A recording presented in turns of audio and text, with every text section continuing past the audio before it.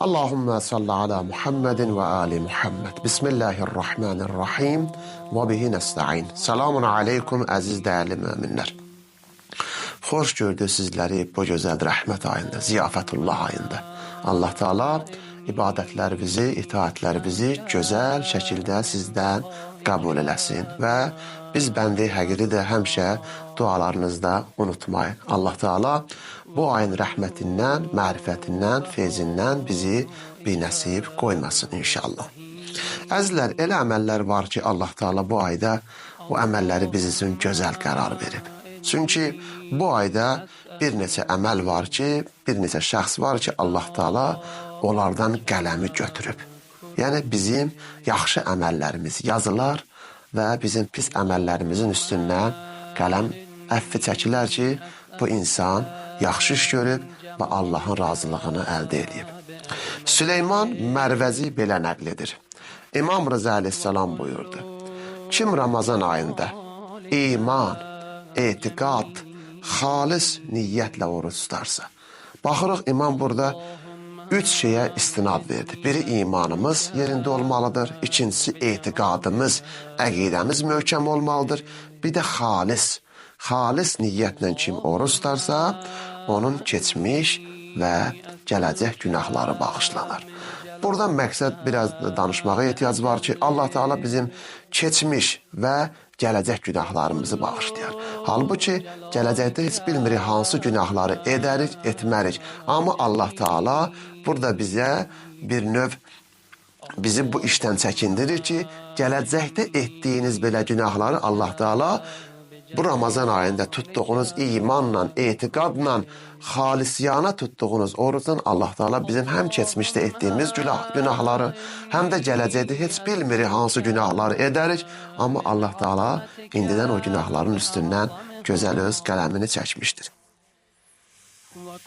Orucu batil edən bir iş görmədiyi təqdirdə oruc tutan şəxsin iftar vaxtına da günahlarını qələm yazmaz. Əgər orucu batil edən bir işlərdən bir işi görməmişiksə, ta iftar vaxtına qədər Allah Teala bizim günahlarımızın, o qələm gəlib bizim günahlarımızı yazmaz. Və bizi o qələm pakılığa doğru aparar ki, bu insan səhərdən axşama qədər öz nəfsini təzkiyə edib, özünü paklaşdırıb, haramdan özünü gözləyib, qeybətdən özünü gözləyib, təkəbbürlüdən özünü gözləyib və özünü iftar vaxtına qədər özünü hər əməldən gözləyib Allah Teala o qələmə əmr edər ki, bizim yaxşı işlərimizi yazsın, bizim pis işlərimizi silib aradan aparsın.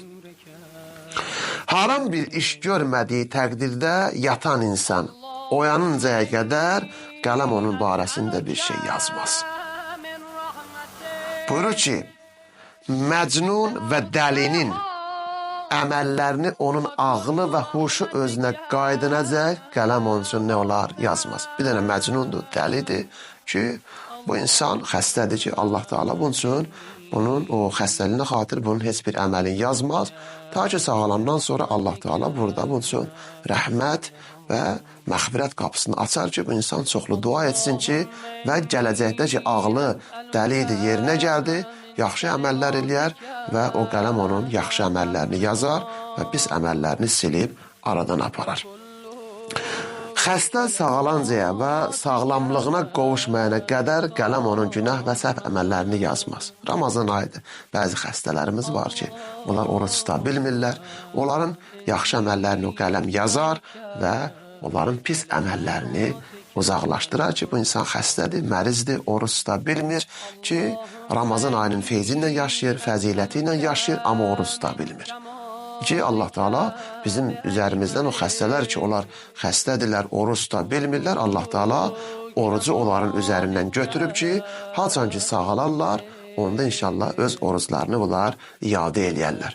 Bu cürünə Allah Teala bu ayda bizə fəzilət verib ki, imanla, etiqadla və xalis niyyətlə biz Allah qarşısında oruç tutaq ki, ona görə də o oruç tutmaqla Allah Teala bizim yaxşı işlərimizi o qələm yazar və bizim pis işlərimizi də o qələm silib aradan apar. Allah'tan dua eləyək ki, ilahi pərverdigarı aləm bu ayın sonuna qədər gözəl əməl, gözəl şəkildə etdiyimiz ibadətləri bizdən qəbul elə, bizi Ali Muhammeddən ayrı salma, Qur'an və Əhl-i Beyt hörmətinə tutduğumuz orucları qəbul elə. Vəssalamu aleykum və rəhmətullahi və barakatuhu.